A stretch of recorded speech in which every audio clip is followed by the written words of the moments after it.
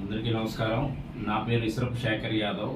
నేను జాతీయ యాదవ్ కుల పోరాట సమితి ఆంధ్రప్రదేశ్ రాష్ట్ర అధ్యక్షుడిగా పనిచేస్తున్నాను. ఈరోజు 2024 సార్వత్రిక ఎన్నికల్లో మన వెనుకబడిన వర్గాలకు రాష్ట్ర వ్యాప్తంగా కూడా ఓబీసీలకు కానీ, ఎస్సీలకు కానీ, ఎస్టీలకు కానీ, మైనార్టీలకు కానీ అన్యాయం జరిగింది, అన్యాయం జరుగుతుంది అని చెప్పడానికి చాలా బాధగా ఉంది. ఈరోజు ముఖ్యంగా కూటమి అని చెప్పి రాజకీయ పార్టీలన్నీ కూడా వాళ్ళకు కూటమిగా మారి మనల్ని కొల్లగొడుతున్నారని చెప్పడంలో నాకు ఎటువంటి సందేశం లేదు.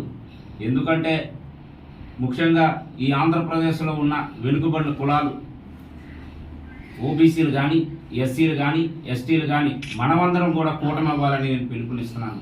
మనలో ఐక్యత లేకపోవడం, ఈ రాజకీయ పార్టీలు అగ్రకులాలు అయిన ఈ రాజకీయ పార్టీలు మనల్ని అన్ని విధాలుగా ఓటుకు వాడుకొని మోసం చేస్తున్నాయి.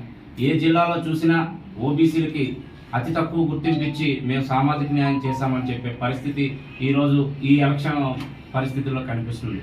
దయచేసి అగ్రకులాలని మనం ఎదిరించే పరిస్థితి మన వెనుకబడిన కులాల్లో రావాలని నేను పిలుపునిస్తున్నాను. ఎందుకంటే ఇప్పటి వరకు నేను విజయనగరం జిల్లాలో పుట్టి విజయనగరం జిల్లాలో పెరిగాను. ఇక్కడ పరిస్థితులు తీసుకొని మాట్లాడినట్టయితే ఇక్కడ కూటమిలో బీజేపీ తరఫున ఎంపీ అభ్యర్థి విజయనగరం ఇస్తామని చెప్తే ఇక్కడైతే ఇక్కడ స్థానికంగా ఓబీసీలకు ఇవ్వాల్సి వస్తుందని చెప్పి వాళ్ళు పక్క జిల్లాకి వెళ్ళిపోవడం, మళ్ళీ కూటమిలో మళ్ళీ ఓసీలకే ఇచ్చే పరిస్థితి కనిపిస్తుంది. ఇలాంటి పరిస్థితి అయినట్టయితే జిల్లా ప్రజానికానికి కూడా తెలియజేయండి ఏమనగా మన వివిధ కుల సంఘ నాయకులు ఎంతో మంది ఉన్నాం. ఎన్నో దశాబ్దాలుగా మన కులం కోసం పోరాటాలు చేస్తున్నాం.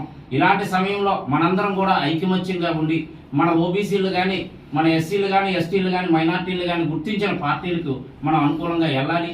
మనందరం కూడా చైతన్యవంతులు కావాలని కోరుకుంటున్నాం.